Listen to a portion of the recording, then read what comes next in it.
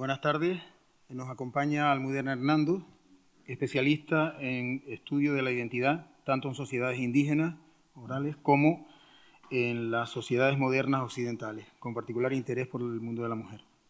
Hoy impartirá el taller Identidades, Individualidades y Exclusiones en la lógica de la historia. La profesora Hernando es catedrática de Prehistoria y miembro del Instituto de Investigaciones Feministas de la Universidad Complutense de Madrid, donde lleva 35 años impartiendo docencia. Ha realizado trabajos de campo con grupos indígenas en Guatemala, Brasil y Etiopía. También ha sido investigadora invitada en las universidades de California, Berkeley, Chicago y Harvard.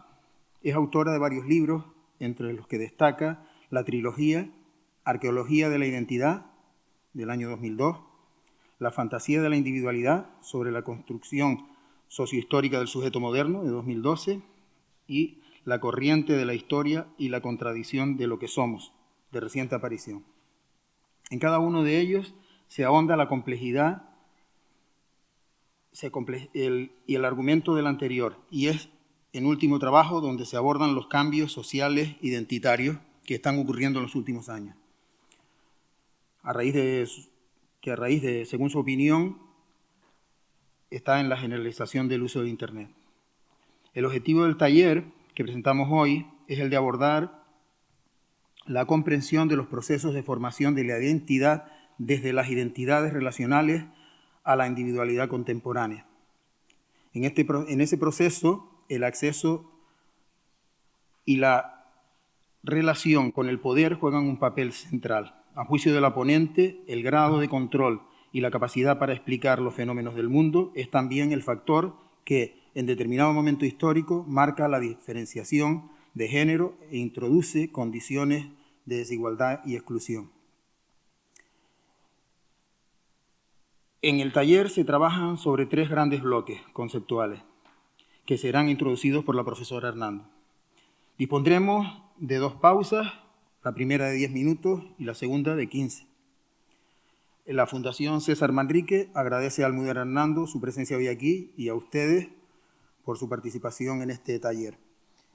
Tienen al final un lugar donde pueden anotarse si quieren recibir información de los actos de la Fundación, y saben que eso es requisito fundamental y es imprescindible por acuerdo a la Ley de Protección de Datos, ¿no?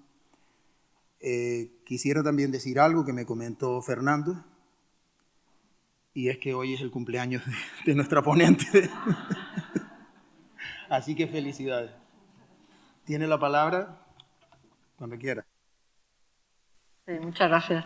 Muchas gracias a Fernando Gómez Aguilera, a la Fundación, a todos. Os voy a llamar de tú, me llamáis a mí de tú también, a todos vosotros que habéis y vosotras que estáis aquí para este taller, ¿no? Bueno, yo la experiencia que tengo de la Fundación César Manrique es como maravillosa, una vez que vine en 2019, así que estoy feliz. Yo sabía que era mi cumpleaños cuando elegí la fecha, ¿no?, del mes, y digo, es que no hay mejor celebración para mí que estar en Lanzarote, así que estoy muy contenta. No es como que tengo que trabajar, no, todo lo contrario, es como una celebración. Así que os voy a intentar contar el argumento, vais a ver que a mí me gusta mucho contar este argumento, o sea que para mí es un disfrute contarlo también. Bueno, cuando me escribió Fernando me pidió que hablara de esto, identidades, individualidades y exclusiones, y yo le he añadido la coletilla de la lógica de la corriente de la historia, porque de lo que vamos a acabar hablando al final, ¿no?, es de qué tiene que ver la identidad, el aumento de la individualidad y el cierre de fronteras, ¿no?, las exclusiones que se están dando actualmente en el territorio occidental, ¿no?, tanto en Estados Unidos como en Europa. Y esto puede parecer un fenómeno como muy reciente, pero yo lo que os voy a intentar demostrar, y por eso hablo de la lógica de la corriente de la historia, es que es la expresión, el resultado final de una lógica que se ha venido desarrollando poco a poco a lo largo de todo el proceso histórico desde el comienzo de Homo sapiens. Yo hablo de la corriente de la historia porque comparo el proceso histórico con una corriente fluvial, como con el río Amazonas, ¿no? O sea, que empieza en un riachuelito pequeñísimo en los Andes y va ganando caudal poco a poco y aceleración poco a poco. Y lo que os voy a decir es que, o sea, para mí el asombro cuando yo empecé a pensar en esto de la corriente de la historia, ¿no? Es que esta corriente, este caudal, como si fuera un río, ha llegado a momentos, ha llegado a situaciones, a coyunturas en el proceso histórico en el que se podría haber encontrado con una especie de dique, en el que no podría haber seguido avanzando. Y en otros casos históricos, por ejemplo, en casos de grandes imperios, hubiéramos colapsado, el proceso histórico hubiera colapsado. Y sin embargo, en el caso del mundo occidental no colapsó, sino que se desarrolló una pequeña, un instrumento de la cultura, aparece, que sirve como una llave para abrir ese dique y que el caudal siga cada vez más, con más potencia, con más aceleración, hasta llegar al día de hoy en el que estamos en un mundo que, como os voy a decir, yo creo que hemos llegado a pasar de etapa histórica, que estamos en un mundo que está transformando debido a la aceleración y al aumento de ese caudal, ¿no? Pero para mí lo novedoso de lo que me pareció pensar es que la propia cultura desarrolla mecanismos para abrir los diques cuando ese proceso no hubiera podido seguir. Bueno, para entender lo que os quiero contar, hay que partir de dos principios. El primero, esto no lo podemos olvidar. Yo, como habéis oído, yo soy prehistoriadora, ¿no? Yo estoy acostumbrada, tengo la deformidad profesional esta de pensar en el origen de las cosas y empezar en procesos de largo plazo, porque soy prehistoriadora, ¿no? Entonces, una cosa que no podéis olvidar, porque muchas veces se mira el presente y lo único que miramos del presente es directamente el presente, ¿no? Yo, en cambio, lo que miro es de dónde arranca, y más atrás, y más atrás, y más atrás, hasta el origen de Sapiens. Entonces, lo que se ve son dos cosas. Una, que la persona construye a la cultura tanto como la cultura construye a la persona. Esto no lo digo yo, no soy yo la que se le ha ocurrido, ¿no? Pero esto hay que tenerlo en cuenta para entender el proceso de la historia. Nosotros nacemos en un determinado contexto cultural, nosotros nacemos en con unas reglas, con unas normas en las que nos socializamos y somos personas como somos porque hemos nacido en ese contexto cultural, en esa estructura cultural, ¿no? Pero porque somos así, vamos a ir cambiando la cultura de determinada manera, en una especie de feedback inacabable. Yo pongo muchas veces el caso de Mark Zuckerberg, ¿no? del que desarrolló Facebook, ¿no? Mark Zuckerberg pertenece a la sociedad norteamericana, que tiene como valores máximos el emprendimiento, el desarrollo tecnológico, el éxito personal. Y entonces él se va a la Universidad de Harvard con esos valores. O sea, la sociedad le ha construido de determinada manera. Se va con esos valores y observa que en Harvard hay una deficiencia en la comunicación, en las redes de comunicación, ¿no? de las estudiantes. Y entonces desarrolla, se le ocurre o no se le ocurre, pero desarrolla Facebook. Entonces desarrolla Facebook, ¿no? Porque él es como es, desarrolla Facebook, la gente empieza a utilizar Facebook y la gente se empieza a transformar subjetivamente.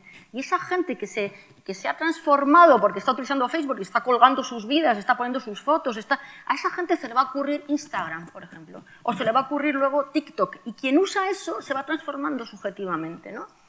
Yo cuento también muchas veces que yo soy de una familia de seis hermanos y nosotros cuando éramos pequeños teníamos un teléfono en casa en el cuarto de estar, que es donde estaban mis padres, y otra, eso que se llamaba consola, o góndola, en la cocina, ¿no? Esos que eran de pared así, ¿no? Claro, el teléfono era para dar recados escuetísimos, o sea, un teléfono para 8 personas en la casa, ¿no?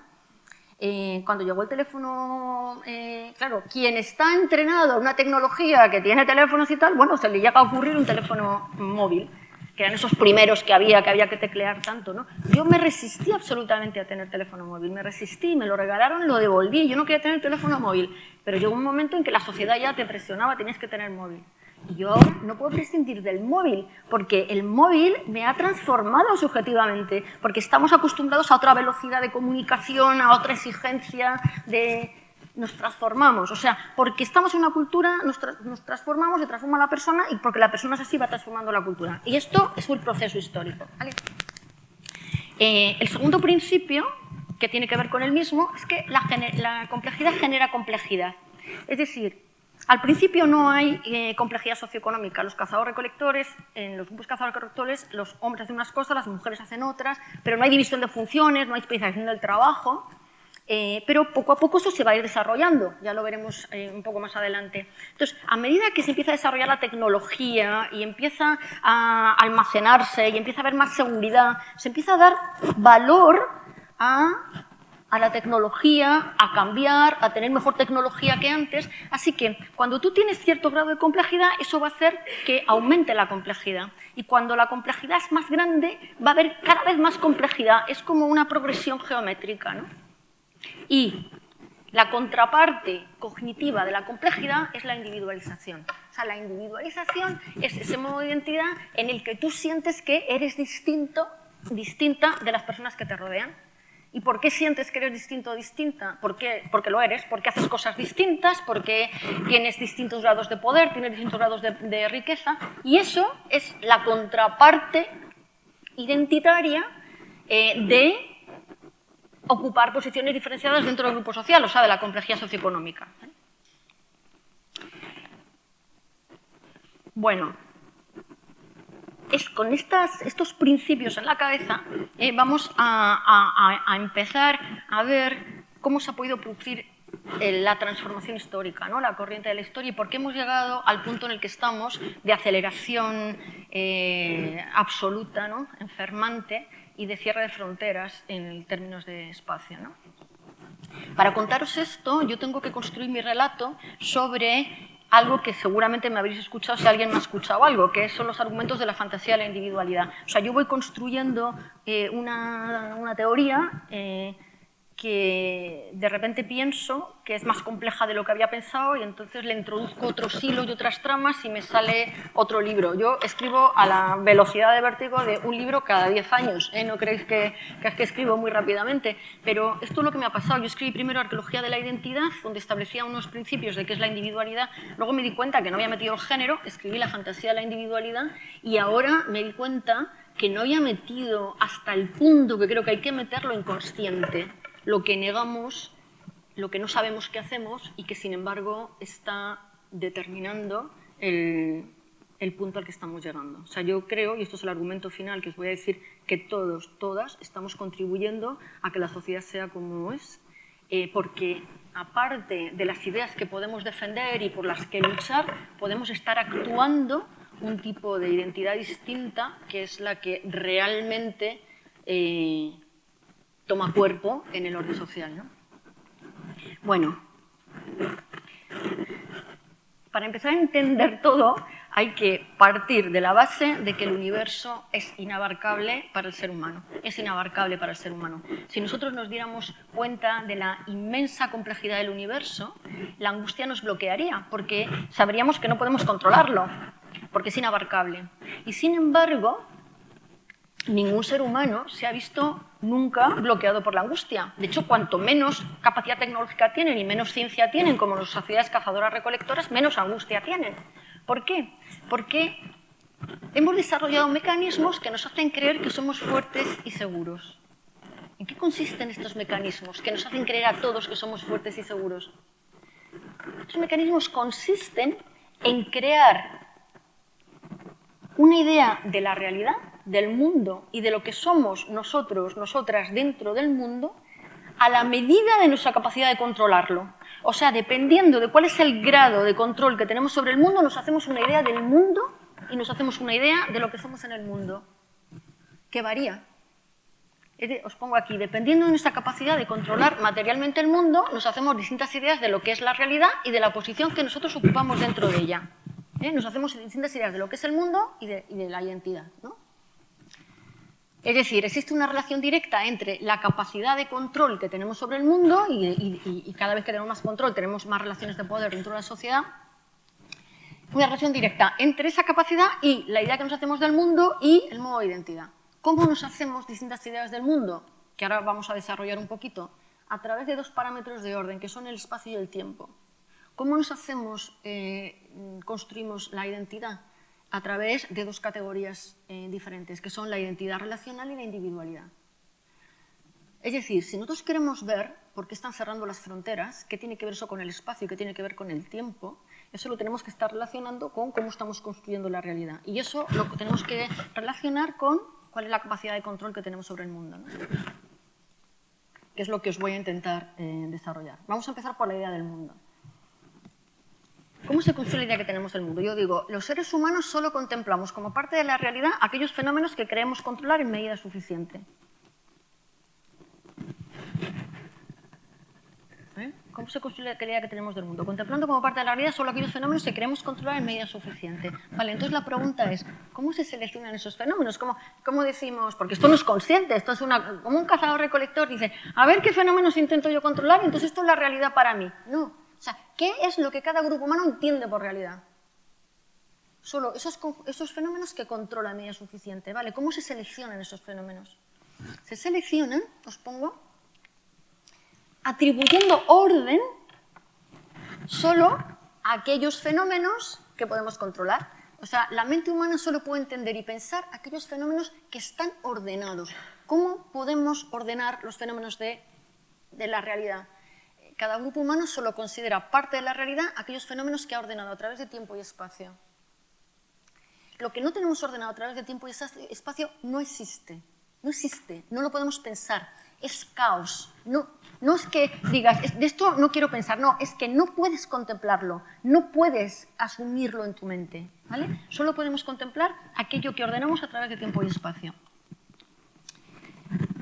Esto, Kant dijo ya esto que eran parámetros de orden, pero solo se refería a la percepción de la gente que tenía escritura. Quien ha desarrollado esto más profundamente es un sociólogo que se llama Norbert Elias, ¿no?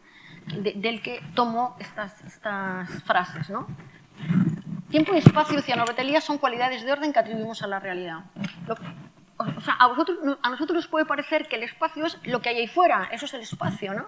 Pero esto es porque no podemos separar el parámetro de orden de la realidad que ordenamos, porque si no está ordenada a través de espacio, no la podemos contemplar. Así que lo que hay ahí fuera está todo ordenado a través del parámetro de espacio, ¿no? Y de tiempo. Así que confundimos la realidad que ordenamos con el parámetro que nos permite ordenarla, ¿eh? ¿Cuál es la diferencia entre espacio y tiempo? El espacio elige referencias fijas respecto a las que ordenar una realidad desordenada. Y el tiempo va a elegir referencias móviles, pero de movimiento recurrente, para ordenar esa misma realidad desordenada, ¿no? O sea, ¿qué hace el espacio? Y esto ya no lo dice Norbert Elias, lo digo yo. ¿Qué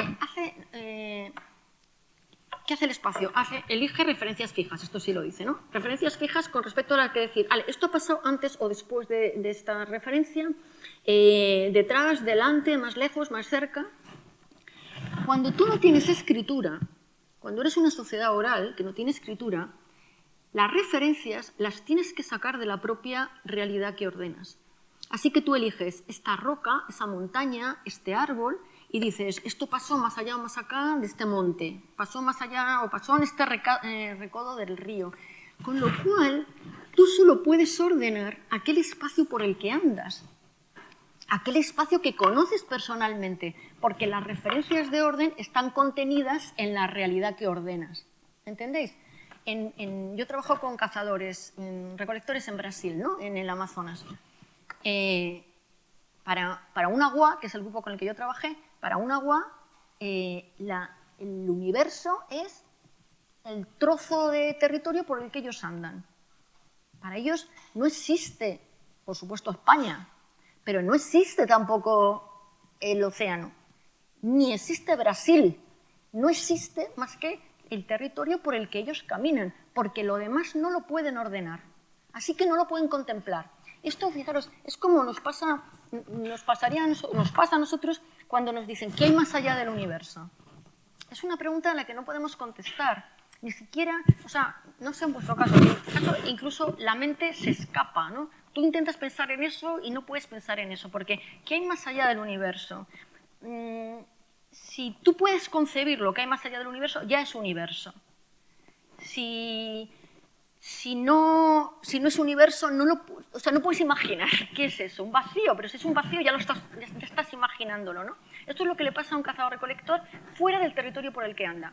En cambio, cuando aparece la escritura, lo que vas a hacer es superponer referencias abstractas a la realidad por la que andas, ¿no? Y tú dices, esta montaña es este punto del mapa, ¿no? Este punto del mapa es esta montaña y esta línea azul es este río. Entonces tú lo que haces es superponer esa referencia a la realidad y te mueves por la realidad, pero tu realidad va a incluir todos aquellos fenómenos que alguien haya referenciado en el mapa, si tú sabes leer el mapa.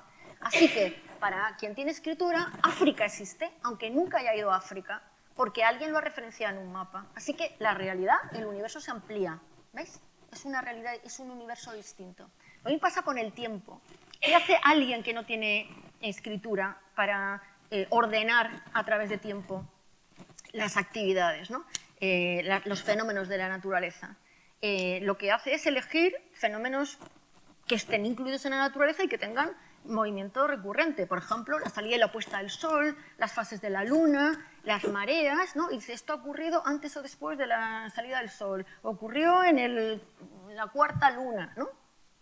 ¿Qué hace alguien que sí tiene escritura? Empiezan a aparecer los relojes, los calendarios y todo lo que haya referenciado a esas referencias, valga la redundancia, será parte de lo que tú puedes contemplar como tu pasado. Pero la gente que no tiene escritura no puede contemplar como su pasado más que lo que ha experimentado, porque lo demás no se puede referenciar, ¿vale? Entonces, las realidades van cambiando. Por otro lado, las sociedades que no tienen división de funciones, las actividades que tienen actividades recurrentes, os digo, van a tener, o sea, el espacio, la realidad que contemplan va a ser aquella por la que pueden andar. Y como las actividades son recurrentes, el tiempo solo va a ordenar referencias, o sea, actividades recurrentes, así que van a tener una percepción del tiempo como algo, o bien puro presente, como un cazador-recolector que sale hoy y hace lo mismo que mañana y que hace lo mismo que pasado, no hay variación, o un agricultor que hoy siembra, mañana cosecha, pasado siembra, después cosecha, y entonces tiene una percepción del tiempo cíclica. No tienen percepción del tiempo lineal. El tiempo lineal empieza a construirse cuando empiezas a variar las actividades y lo que hagas mañana puede ser distinto de lo que hagas hoy. Y eso lo sabes que va a ser distinto o lo predices o lo prevés porque lo que haces hoy es distinto de lo que hacías ayer. Y se abre la percepción del tiempo lineal y entonces el tiempo empieza a tomar como protagonismo. Pero este protagonismo al principio lo tiene el espacio, ¿no? Pongo las sociedades con actividades recurrentes darán prioridad al espacio en su percepción de la realidad, mientras que las sociedades con actividades especializadas y con cambios irán dando progresiva prioridad al tiempo. Aunque los dos siguen operando siempre, o sea, nosotros no podemos contemplar nada que no esté ordenado a través de tiempo y espacio. Bueno, esos son los dos parámetros que nos van a llevar a hacernos una idea determinada del mundo. Vamos a ver cómo se va a relacionar esto con el modo de identidad, ¿no? El modo de identidad, os digo, hay dos categorías que son la identidad relacional y la individualidad. Y aquí os voy a contar cosas que ya me habréis oído si me habéis oído hablar de fantasía de la individualidad. Pero lo tenemos que poner en relación, ¿eh? Bueno, el segundo mecanismo, digamos, o sea, el primer mecanismo para sentirnos seguros y que controlamos es seleccionar solo los fenómenos que controlamos a través de tiempo y espacio. El segundo mecanismo fundamental para no sentir angustia frente al universo es sentirnos vinculados a un grupo de pertenencia. Esto no se elige, o sea, no puede ser que te quieras sentir... No, todos los seres humanos nos tenemos que sentir vinculados a un grupo de pertenencia para neutralizar la angustia que nos generaría sentirnos solos frente a este universo inabarcable. Si nos sentimos seguros, es porque sabemos que no estamos solos, que hay un grupo al que pertenecemos, ¿no? Que pertenecemos a un grupo. Eso es lo que yo llamo identidad relacional, es una identidad de grupo. Ahora bien, la identidad relacional se reconoce tanto más cuanto menor control material se tiene del mundo, ¿eh? Cuanto menor control material se tiene del mundo, más se reconoce la necesidad del grupo. Así que los grupos que no tienen control material, como las sociedades cazadoras-recolectoras, pues solo van a tener identidad relacional. Pero en el proceso histórico se fue abriendo la complejidad, como os decía antes, la división de funciones, la división del trabajo. Entonces, la gente empezó a tener sensación de control y empezó a sentir que cada una de esas personas, cada uno de ellos, hombres, básicamente, que controlaban fenómenos del mundo y se fue abriendo el proceso de la individualización. Cuanto mayor control se fue teniendo del mundo, menos se reconocía la necesidad del grupo, la identidad relacional. Porque se fue abriendo otra identidad que es la individualidad. Ahora bien, no porque no se reconociera la identidad relacional dejaba de existir, porque es imprescindible. Esto es absolutamente básico para que entendamos el cierre de fronteras y entendamos cómo estamos funcionando, aunque no seamos conscientes de ello. Vale, o sea, a medida que fue avanzando el proceso histórico se va desarrollando la individualidad, pero no porque se deje de reconocer, desaparece la identidad relacional. Lo único es que deja de reconocerse. Por eso yo titulé el otro libro La fantasía de la individualidad, ¿no? ¿Por qué deja de reconocerse la identidad relacional? ¿Por qué puede ser que se haya dejado de reconocer? Entre otras cosas porque no es una identidad consciente de sí, no es una identidad autorreflexiva. La individualidad es una identidad autorreflexiva. O sea, en la individualidad nos pensamos a nosotros mismos, ¿no? ¿Quién soy yo en la individualidad? Yo soy la que quiso hacer esto, la que estudió esto, la que trabaja en esto, la que... ¿no? Nos pensamos. La identidad relacional no se piensa, no es autorreflexiva, es una identidad actuada. Es una identidad que se actúa con el cuerpo, con los movimientos corporales, la exis corporal, con la cultura material, los objetos que utilizamos, las acciones que compartimos con el grupo, la adscripción a un espacio y los vínculos que sostenemos, ¿no? Nosotros somos las hijas de, las hermanas de, las madres de, las tías de, ¿no? Y tíos en masculino igual, ¿no? Eso nos da identidad. Pero nos da identidad todo lo que hace el cuerpo y toda la adscripción al espacio. Esto no se ha perdido, aunque haya aparecido la individualidad. Y aunque la mayor parte de la gente que habla de identidad no lo contempla como identidad en la gente individualizada, pero es una identidad que tenemos todas las personas, ¿no? Mirad, os pongo solo unos ejemplos, ¿no? Tú ves cómo la gente se sienta y ya le estás adscribiendo a un espacio, las estás adscribiendo a un grupo humano, ¿no? Tú dices, es japonesa, o son bereberes, o son occidentales. Le estás metiendo en un grupo de identidad que se vincula a un espacio.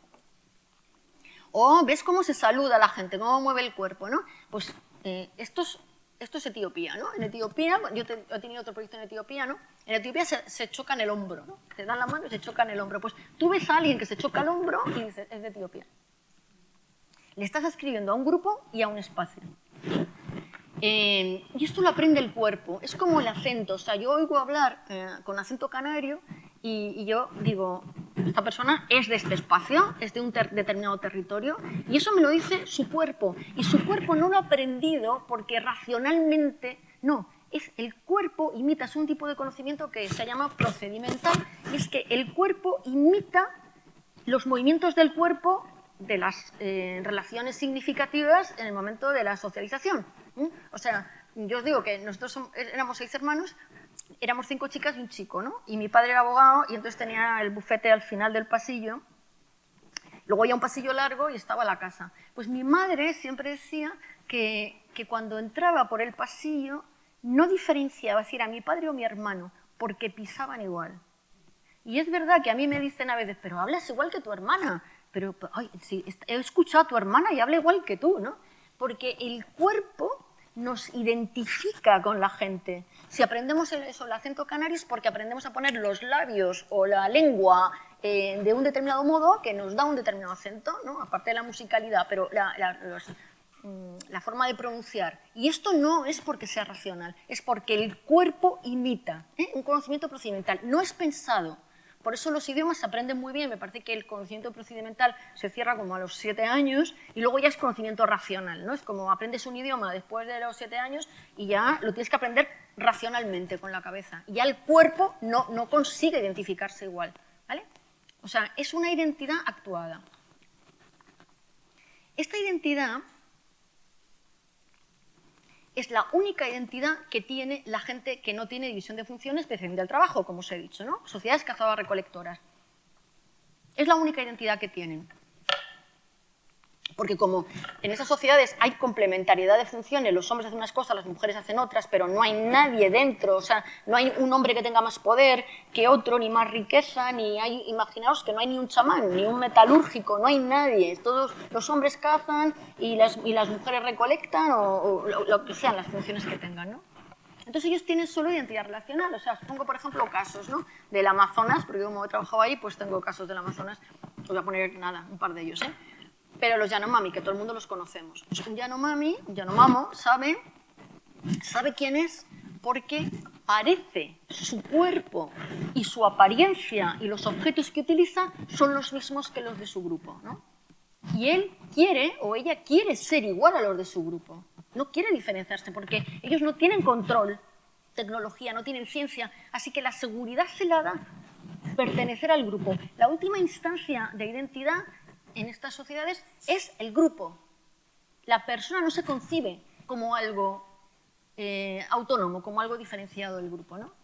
Bueno, los Yanomami pues se decoran así, tienen una determinada cultura material, ¿no? Tienen sabonos o malocas, tienen determinado cultivo de bananas, aparte de la caza, o los soe también del Amazonas. Pues los soe se ponen esta cosita, esta madera que van aumentando y si tú sabes quién eres porque eres igual a los demás, las mujeres se ponen estos penachos de plumas, eres igual a los demás, tienes la misma cultura material que los demás y compartes las mismas acciones con los demás. Fijaros, estos tienen arco y flecha. Fijaros que yo con los agua, por ejemplo, del Amazonas, en Amazonas solo puedes trabajar en reservas, ¿no? Porque no te dejan trabajar con no contactados, lógicamente. Con no contactados solo contactan los que están fuera de la ley, ¿no? que los destrozan. Pero si tú vas oficialmente solo puedes trabajar en reservas, ¿no? En lo que se llaman tierras indígenas. Pues a esas tierras indígenas, en los AUA, la FUNAI, la Fundación Nacional do Indio, que es un organismo del Ministerio de Justicia brasileño, lleva a indios AUA que se ha encontrado, porque bueno, ha habido tales barbaridades, ¿no? De salir a matar al indio, de que habrían tierras, quemaban tierras por deforestación y se quedaban a la intemperie, los mataban, los perseguían. Entonces los llevaban a esas reservas y ahí juntaban a gente pues, con muchas experiencias muy traumáticas, todos agua, ¿no? Entonces, por ejemplo, había uno, en donde yo trabajé, en Juriti, había uno que estaba loco. Y él se comía comida, por ejemplo, jaguar. Nadie comía jaguar porque eso era un tabú. Pues este se troceaba el jaguar y se lo cocía y se lo comía, ¿no? O las flechas las hacía de tamaño distinto y los arcos que los demás.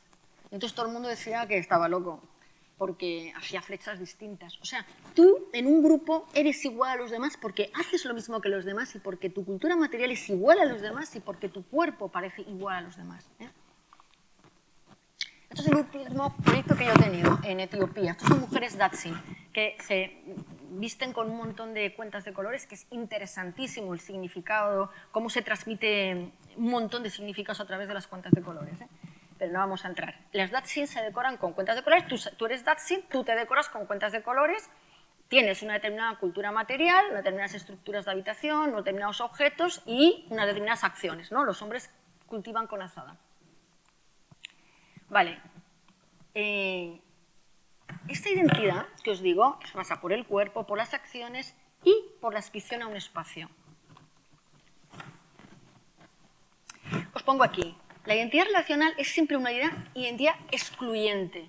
Tú te adscribes a un espacio que es tu espacio, no es el espacio de los demás, ¿eh? Pero cuando no hay división de funciones ni inspección del trabajo, es igualitaria con los otros grupos, salvo en términos simbólicos, que luego lo vamos a ver. Es decir, la identidad relacional siempre se construye a través de la vinculación a un espacio que define a tu propio grupo y del que quedan fuera los demás grupos. Cuando no hay división de funciones ni complejidad, esto no establece una relación de poder entre los grupos, pero después la va a establecer, ¿vale? Pero ahora no la establece. De hecho, es la construcción del espacio la que va construyendo al grupo. O sea, es que en la cultura, porque Eckhart Morin y los que hablan de la teoría de la complejidad, ¿no? Que a mí me parece tan interesante y a favor absolutamente de la cual estoy, ellos dicen, la realidad es tan compleja que necesitamos parcelarla para poderla pensar, pero la pensamos mal. O sea, nosotros, por ejemplo, hay gente que se dedica a pensar en las dinámicas atmosféricas, ¿no? Y se hace meteorólogo, meteoróloga, y hay gente que se dedica a las dinámicas oceánicas, se hace oceanógrafa.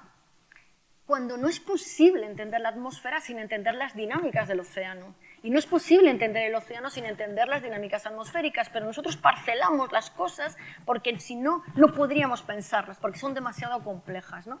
Bueno, pues esto es lo que pasa con todos los órdenes de la cultura. Pasa con la identidad, pasa con el espacio, porque el espacio, os he dicho antes, la cultura construye a la persona tanto como la persona construye la cultura. Ahora os digo, el espacio construye a la persona tanto como la persona construye el espacio. Os pongo un ejemplo en grupos que no tienen división de funciones ni especialización del trabajo. Los AGUA, con los que os digo que he trabajado. Los AGUA están en reserva, ¿no? En tierra indígena, y los representantes de la FUNAI, el jefe del puesto, pues prefiere que estén viviendo, porque están entrando los maderos. O sea, bueno, yo fui la última vez en 2009. O sea, yo no puedo imaginar cómo está ahora la situación, ¿no? Después de Bolsonaro. Porque salíamos con ellos, cuando nos dejaban salir expediciones de caza, de repente se quedaban parados escuchando para un lado y tú te costaba captarlo, pero cuando lo captabas de verdad, era tan impresionante, porque lo que oían eran las sierras que estaban talando los árboles, ¿no? En la caída de los árboles, en su tierra, ¿no? Y se quedaban completamente paralizados y luego seguían andando, ¿no? Entonces, ellos, la FUNAI, quiere, porque los madereros entran armados y quiere que se reúnan cerca del puesto, que construyan como casas, que yo os voy a enseñar cómo son, cerca del puesto, porque así los tiene como más, los puede defender mejor. De hecho, tiene una antena parabólica, una radio, etcétera, ¿no? Y luego yo creo que los controlan mejor. Pero ellos, de vez en cuando, como esta familia, por ejemplo, era una mujer con... Bueno, aquí se fueron dos familias. Hacen expediciones de caza y se pasan varios días cazando, ¿no? Y entonces, cuando nos dejaban, yo iba con un compañero, Alfredo González Ruibal, y cuando nos dejaban ir con ellos, pues íbamos, ¿no? Y nos pasamos ahí varios días. Entonces, ellos llegaban a un sitio, limpiaban un poco las hierbas, no talaban ningún árbol y montaban como el campamento, donde se iban a pasar pues, varios días cazando. Hacían una parrilla, aquí ponían como para las flechas, ¿no? Y montaban las hamacas, ¿no? Este es como somos arqueólogos, hacemos croquis, ¿no? Como las excavaciones. Esto, bueno, los hacía Alfredo. Esto es el croquis de este que os acabo de enseñar, ¿no? Es esto, ¿veis? La parrilla, las flechas que estaban arriba, esto donde está esta mujer con el niño y estas dos, ¿no? Alfredo y yo,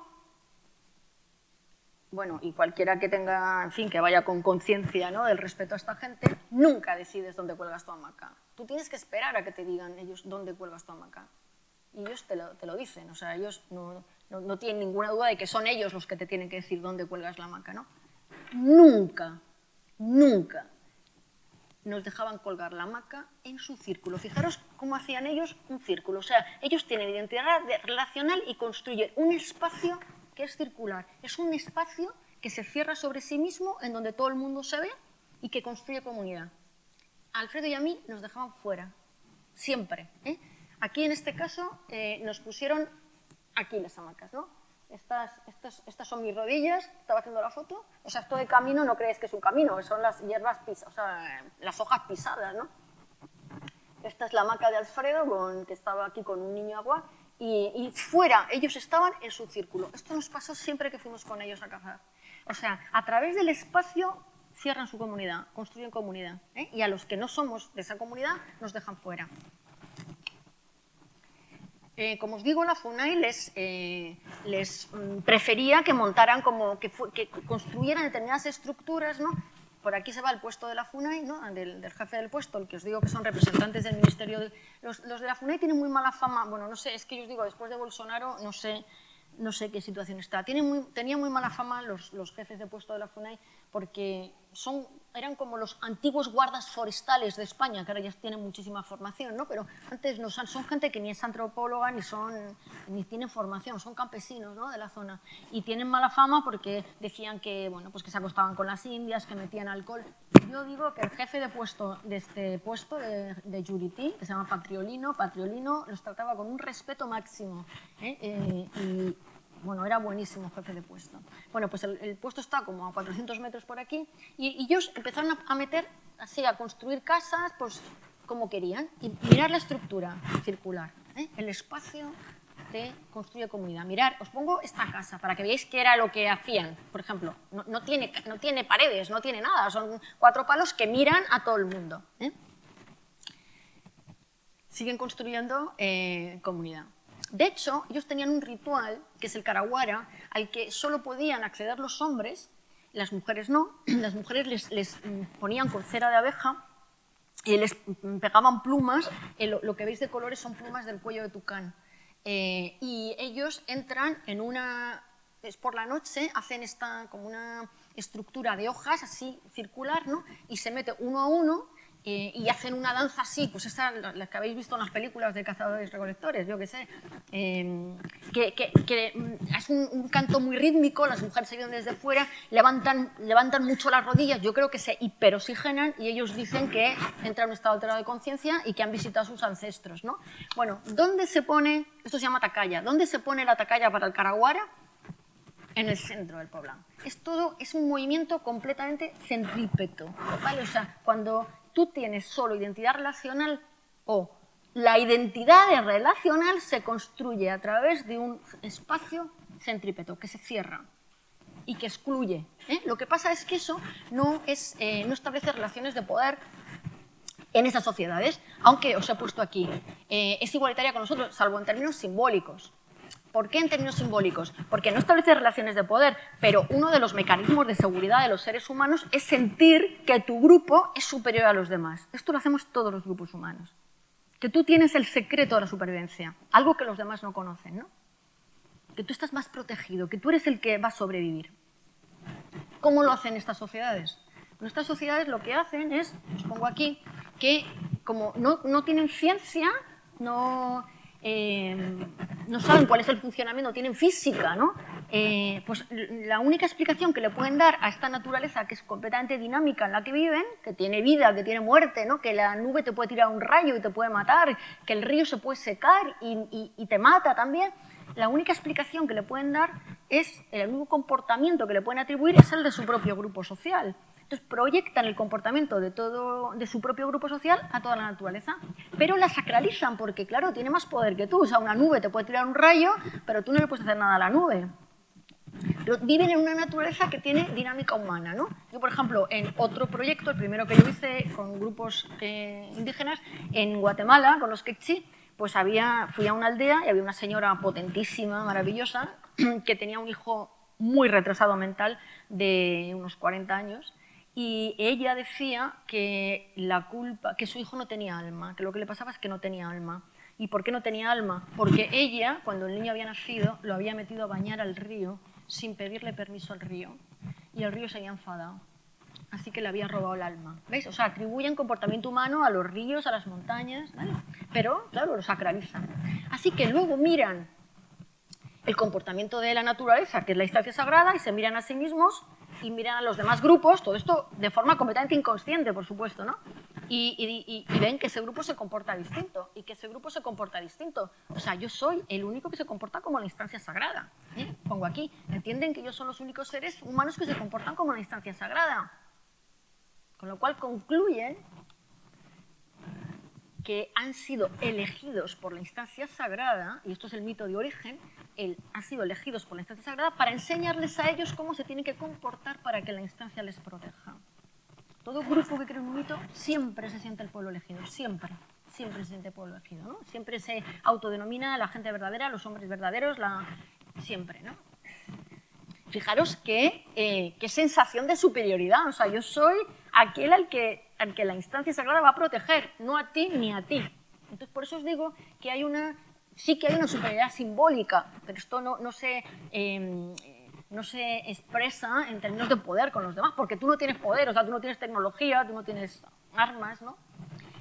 Claro, el mecanismo para sentirte seguro es no cambiar. El mecanismo es decir, no, si yo, Dios me ha enseñado cómo me tengo que comportar para protegerme. Si yo cambio cómo me comporto, a lo mejor me deja de proteger. Esto es un mecanismo para justificar el miedo al cambio, ¿no? Porque tú sabes que sobrevives si las cosas se mantienen, porque como no tienes control, no tienes tecnología, pero si algo cambia, a lo mejor ya no sobrevives, ¿no? Es esto de más vale malo conocido que bueno por conocer, ¿no? Con lo cual la percepción del tipo es cíclica.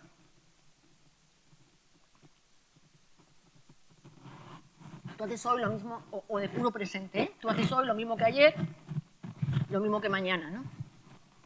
Así que tenemos el primer bloque de identidad, que es la identidad cuando no se siente poder frente al mundo, que es la identidad relacional. Su núcleo se sitúa en las relaciones que se establecen, no se siente poder frente al mundo, el cambio se valora negativamente porque implica riesgo, la percepción del tiempo es cíclica, el espacio constituye el eje más visible de construcción de la realidad, hay una interdependencia, empatía y cuidados con todos los elementos de lo que nosotros llamamos naturaleza, que para ellos es dinámica humana, cultura, instancia sagrada.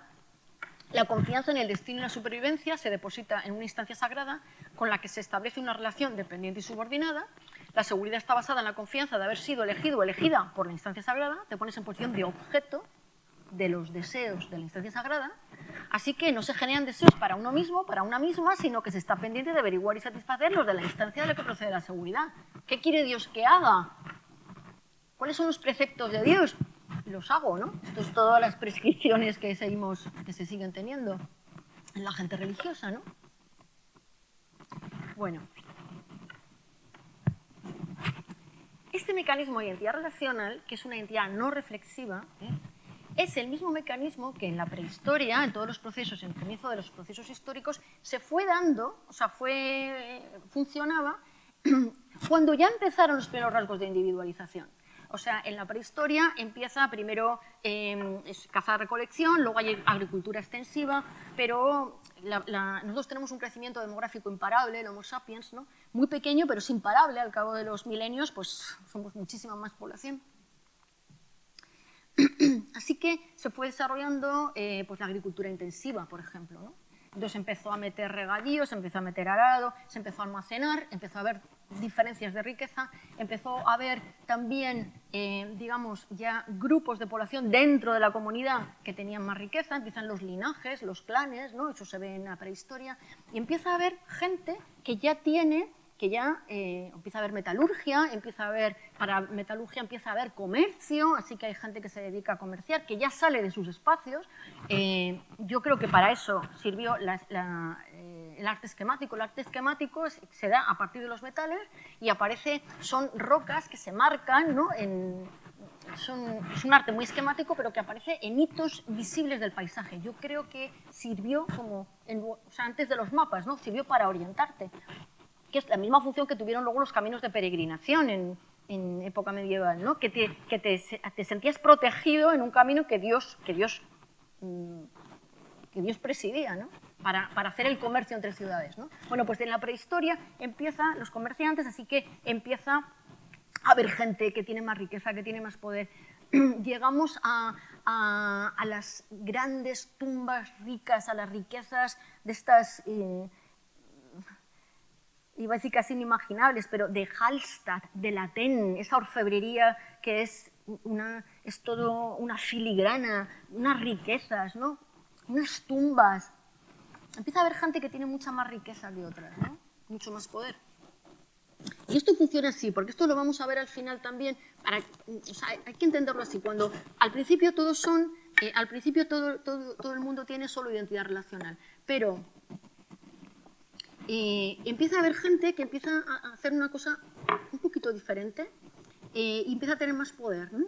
O más riqueza. Y luego esta gente cada vez va a tener, va a haber gente más rica, con más poder, con más control, pero en el medio quedan todas esas variaciones de personas que tienen menos tecnología, menos especialización. O sea, para que haya alguien que esté muy especializado, tiene que haber toda la gama intermedia de gente menos especializada. Esto quiere decir que para que aumente la individualidad de unos, tiene que haber todas las etapas intermedias de grados de individualización variable, para que llegue. Entonces, en la prehistoria esto llega, se va desarrollando, ¿no? En la edad del hierro llega a su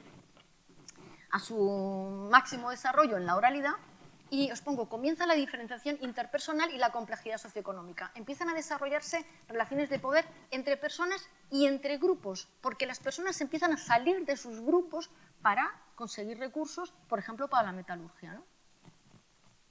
Así que el espacio propio se empieza a cerrar, el espacio siempre es excluyente en la identidad relacional, pero a partir de ahora empieza a establecer una relación de poder con los grupos que no son el tuyo, ¿no? Comienza la invasión de los ajenos para extraer recursos. Y esto, bueno, esto sucede, he puesto aquí esta diapositiva por lo siguiente, para transmitiros que este proceso se da en términos culturales y en términos personales. Es una relación fractal, es una cosa completamente estructural. O sea, cuando empieza a haber alguien que ya hace cosas distintas y entonces ya no es enteramente del grupo, ya su identidad no es yo quiero ser igual que los demás, sino que te da parte de identidad decir, no, yo tengo más riqueza que los demás, yo tengo más poder que los demás, entonces empieza a diferenciarse en su construcción espacial un espacio que se diferencia. Y esto sucede en términos personales, os digo, y en términos culturales. Mirad, estos son dos jóvenes, bueno, que son padres de familia y tal, agua. Estos ya no salían a cazar nunca, porque decían que la selva era muy peligrosa. Y lo que querían es parecerse a los representantes de la FUNAI. Y cuando podían le pedían ropa, le pedían, ¿no? Por ejemplo, aquí. Aquí habían entrado madereros y entonces ellos iban a salir a defender de los madereros. Estos chicos ya no querían ser cazadores, recolectores, querían ser como la gente de la FUNAI. Vivían en la misma esta aldea, pero os pongo la casa de la derecha, se llama Pirayamaya. Os pongo la casa de él. Mira, han cerrado ya la casa con paredes. Han cerrado, ha hecho un espacio privado que ya no es accesible a los demás. Esto sucede en términos culturales también. O sea, haces un espacio excluyente que ya deja fuera a los demás, pero que en el caso del grupo lo que empieza a hacer es sacar recursos de los demás porque los necesitas para sostener tu sociedad. Esto es una tesina del año 1993 de Eduardo Galán, Estelas, Paisaje y Territorio en el bronce final del sureste de la península ibérica. Esto es de aproximadamente entre 1200 y 750 a.C., antes de la llegada de los fenicios. Empiezan a aparecer en los cursos fluviales, ¿ves? En los cursos fluviales empiezan a aparecer estelas de guerrero. Esto se ha interpretado como... no tienen tumba debajo, no tienen nada, son marcadores territoriales. Se ha interpretado como las vías por las que empiezan a entrar comercios, o sea, están comerciando de la zona central y de Portugal con la costa, están pasando pues, sal del mar, ganado del centro, y hay gente que empieza a apropiarse, quiere establecer, porque ahí no había población sedentaria todavía, ¿no? Empiezan a establecerse y entonces lo que hacen es establecerse a través de conflicto, ¿no? De luchar por conflicto, son estelas de guerrero. Luego os voy a decir otra cosa de estas estelas, pero de momento solo os enseño esto. Mirad, esto es un carro, por ejemplo, ¿no? Además de productos del Próximo Oriente, que algunos dicen que no los vieron, que era previo, pero lo que están haciendo es sentirse empoderados y expresar conflicto para defender territorios, ¿no? Esto tiene un casco con cuernos, o tienen, a ver, una espada, o tienes aquí otra espada, ¿no? Un carro, un escudo, en fin, arco y flechas, ¿vale?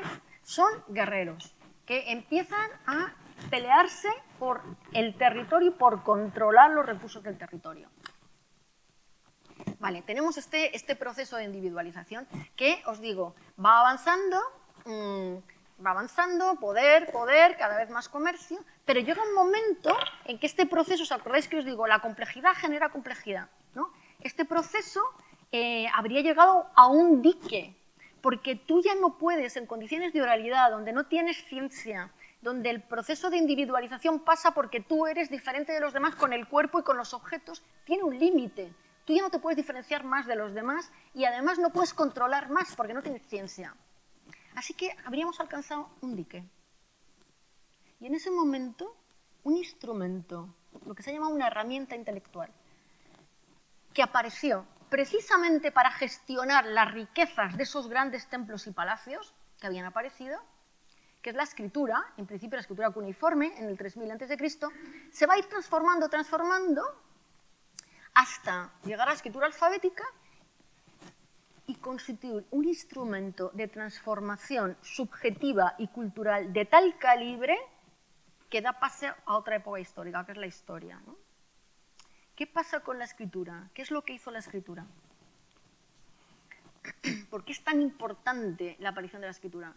Porque la escritura lo que hace, la escritura alfabética, porque la escritura alfabética lo que hizo es, por primera vez, permitir representar el pensamiento, lo que se habla. O sea, el paso de la oralidad a la escritura es interesantísimo, es un tema interesantísimo. Y hay varios libros que son apasionantes. Uno de ellos es de Olson, ¿no? Olson, en un congreso que yo estuve, que estaba con él, y él decía, esto lo he contado muchas veces también, decía, yo tengo una nieta de 3 años que no sabe leer ni escribir. Entonces yo le digo a mi nieta que escriba, ¿cómo escribirías un gato? ¿No? Y mi nieta hace un garabato. ¿Cómo escribirías 2 gatos? Y hace 2 garabatos. ¿Cómo escribirías 3 gatos? Y hace 3 garabatos. ¿Cómo escribirías ningún gato? Y mi nieta, pues no hay ningún gato, no se escribe nada. Lo que hace la escritura alfabética es escribir ningún gato está comiendo. Escribe la frase que hablamos.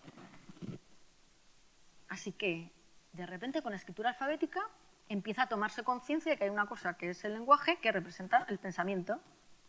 Que hay una cosa que es el pensamiento. ¿Y de dónde sale el pensamiento? ¿Dónde reside el pensamiento? Y empieza a aparecer la conciencia de la existencia de la mente. Cuando aparece la escritura alfabética, aparece la conciencia de la existencia de la mente. Hasta que no hay escritura, no hay conciencia de la existencia de la mente. Con lo cual empieza a transformarse radicalmente la construcción de la persona. A partir de la escritura, y durante toda la historia, a la persona la concebimos como un cuerpo externo en cuyo interior reside una mente, un alma, un yo. Es decir, una interioridad psicológica transformable. La persona está constituida por un cuerpo fijo y una interioridad psicológica transformable. Claro, imaginaros cómo permite esto que se dispare la individualidad, porque a partir de ahora la diferencia entre las personas ya no va a pasar por diferencias en el cuerpo y en los objetos, va a pasar por las diferencias del contenido de la mente. ¿Cuál es el contenido de la mente? Pues las emociones, los pensamientos, los deseos. Vosotros me podéis decir, pero en la oralidad la gente no tiene emociones, sí tiene, pero no tiene conciencia de que residen en una mente. Ellos piensan que los espíritus se lo dicen en los sueños, que el cuerpo se lo dice. Esto lo seguimos diciendo nosotros. Fíjate que como nosotros seguimos teniendo identidad relacional, nosotros seguimos diciendo, es que el corazón me dice, o tengo un nudo en la tripa, que esto no me... ¿no? Entonces, decimos usando el cuerpo. De hecho, nosotros mandamos WhatsApps y cuando quieres mandar cariño, ¿qué mandas? Un corazón. Pero el corazón es el corazón. ¿Por qué asociamos el cariño al corazón? Si el corazón es un órgano que bombea la sangre.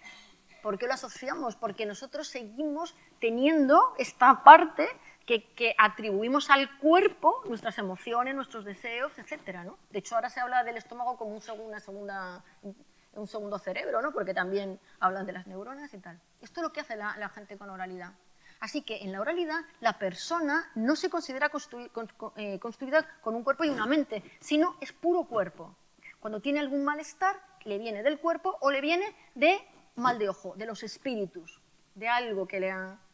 ¿Vale? Pero no tiene conciencia de la existencia de la mente. Por otra parte, cuando empieza la escritura alfabética, claro, la escritura alfabética te permite representar, hacer fórmulas, tú te relacionas a partir de la escritura alfabética en dos niveles, te relacionas con la realidad, pero te puedes relacionar con las representaciones de la realidad, ¿no? Y te dedicas a las matemáticas y te estás toda tu vida relacionándote con las fórmulas matemáticas o físicas, ¿no? Pero eso te permite controlar mucho más el mundo porque abstraes dinámicas causales, ¿no? Mucho más abstractas. O sea, un cazador-recolector, por ejemplo, pues si pone agua a hervir, sabe que acaba por desaparecer el agua. Y si ve una nube muy negra, sabe que va a llover. Pero no puede conectar los dos fenómenos. O sea, él no puede, no tiene una teoría del cambio del estado de la materia. No la tiene, ¿no? ¿Qué tiene? Cuando tú empiezas a hacer fórmulas científicas, lo que haces es sacas lógicas causales abstractas que te permiten distanciarte de los fenómenos y controlarlos mucho más, porque los explicas. Con lo cual también se establece una distancia emocional con esos fenómenos. Ya no es la distancia sagrada, ya eres tú el que tiene el poder. Así que quien se individualiza, quien empieza a aprender y a escribir, empieza a tener una conciencia de sí mismo diferente. Empiezo aquí. Con la individualidad empieza a existir la mente, la reflexividad, que está integrada por pensamientos y emociones íntimas. Se establece una relación con el mundo, que es la de la razón, y ya cada vez tú vas a apoyar más, vas a estar más confiado en que es la tecnología, es tu explicación, es tu ciencia la que te hace sentir más poderoso, más seguro. Así que vas a potenciar cada vez más los cambios, con lo cual vas a dar más visibilidad al tiempo, ¿no?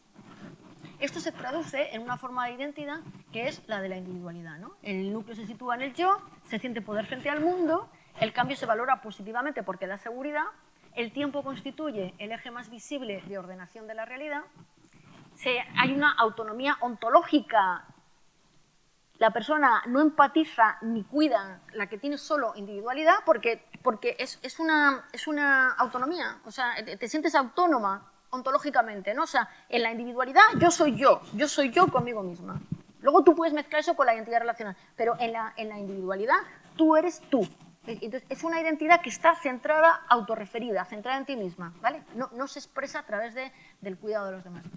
La confianza en el destino y la supervivencia se deposita en la iniciativa y el trabajo personal y la seguridad está basada en ser el agente de una acción que controlas, te pones en posición de sujeto. La identidad personal se manifiesta a través de la conciencia de los propios deseos y de la capacidad de su satisfacción, lo que os decía antes, ¿no? ¿Quién soy yo en la individualidad? Yo soy la que quiso estudiar prehistoria y lo hizo, la que quiso ser profesora y lo hizo, la que quiso irse al Amazonas y lo hizo. Eso es lo que me da seguridad en la individualidad. Y eso es cómo yo me construyo individualizadamente. Bueno, mi propuesta de cómo ha funcionado la identidad. A nivel consciente. En este primer bloque voy a hablar del nivel consciente, que vamos a terminar muy pronto, y en el segundo bloque vamos a hablar de lo inconsciente, ¿vale? A nivel consciente, yo creo que la identidad se ha ido modificando de la siguiente manera. Los seres humanos han establecido una relación, se han relacionado con los fenómenos que no controlaban o no explicaban a través de la identidad relacional, a través de los mecanismos de la identidad relacional. Y se han relacionado con los fenómenos controlados y explicados a través de la individualidad. O sea, si tú no controlas los fenómenos, pues esos fenómenos tienen más poder que tú, son sagrados, tú te buscas la protección del grupo. Si tú ya controlas ese fenómeno, tú ya sientes poder, tú eres el sujeto, tú eres el agente, ¿vale? Lo que os he explicado. En la misma persona, esto lo seguimos haciendo, ¿eh? Os lo pongo en colores, como yo llevo 35 años, como ha hecho o más, no sé, dando clase, pues lo hago así muy gráfico todo. Imaginemos a una persona cazadora-recolectora, donde no tiene ciencia, no tiene tecnología, no tiene división de funciones, no tiene ningún puesto especializado. Todo es identidad relacional, no hay control. Lo que os he puesto, ¿no? De los agua, de toda identidad relacional. Pero imaginemos que ella controla un poco la agricultura, que ya tiene agricultura intensiva, que la controla. Entonces, con la agricultura ya va a sentir poder. De hecho, los primeros indicios de control sobre la naturaleza van parejos en el registro arqueológico con los primeros indicios de poder personal. O sea, empieza a diferenciarse la gente, ¿no?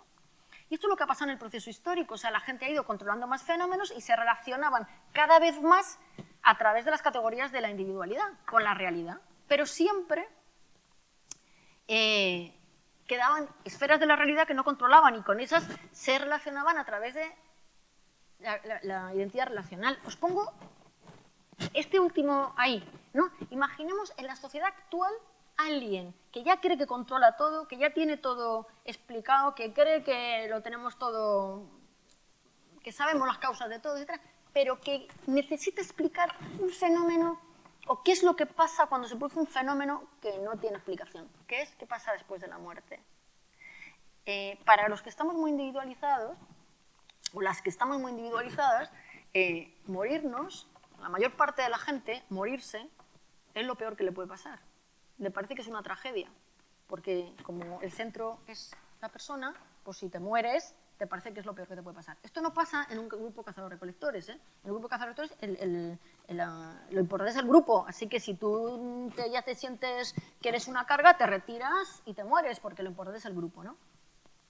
Pensemos en nuestra sociedad que alguien necesita dar una explicación a este proceso, ¿no? ¿Qué pasa después de la muerte? Como eso no tiene explicación científica, como no se ha explicado y no está controlado, la única manera de explicarlo va a ser a través de poner en juego todos los rasgos de la identidad relacional. Es decir, ese fenómeno va a estar regido por una instancia sagrada que se va a construir a imagen y semejanza de la dinámica social del grupo, en donde la persona es parte de una comunidad, no importa quién es personalmente, es parte de una comunidad y su seguridad va a venir de conocer los deseos de Dios y respetarlos para que le proteja. ¿Veis? Y pone un profesor de astrofísica, que siempre pongo el ejemplo porque me parece una cosa muy abstracta, ¿sí? Un informático, que necesite explicar la muerte, se va a relacionar con el mundo de manera muy individualizada, pero se va a relacionar con ese fenómeno a través de la identidad relacional, de las categorías de la identidad relacional. Pero puede haber personas que ya no necesiten explicar eso. En la modernidad es la única situación cultural en la que podemos prescindir de Dios, la única. Todas las demás sociedades, todos los demás que tienen menos complejidad, no se puede prescindir de Dios. Nosotros podemos, ¿puedes o no? Es decir, estoy hablando de términos conscientes. Es decir, yo diría que hay grupos que todo tienen identidad relacional, que luego va avanzando un poquito, se empiezan a relacionar a través de la individualidad, hasta que puede tener, digamos, prescindir de la protección de una instancia sagrada, ¿no? A lo que llamamos identidades étnicas minoritarias serían esas, en mi opinión, que en donde la parte consciente de la persona tiene más porcentaje de identidad relacional que de individualidad. Y se llamaría globalización, luego os voy a decir que yo llamaría a esto sociedades capitalistas, se llamaría globalización a esas sociedades en las que el porcentaje de identidad de las personas es más individualizado que relacional, en términos conscientes. La globalización entendida como, se ha hablado de la primera globalización con la conquista de América, porque en la conquista de América ya se expande territorialmente, se lleva un nuevo modo de representación, se extraen recursos de los territorios, ¿no? Empieza una lógica muy extractivista, muy colonial, y se ha hablado de la primera globalización como la de la conquista de América, ¿vale? Entonces, yo diría que se puede establecer esta diferencia, bueno, en términos conscientes, ¿vale? Este es el primer bloque.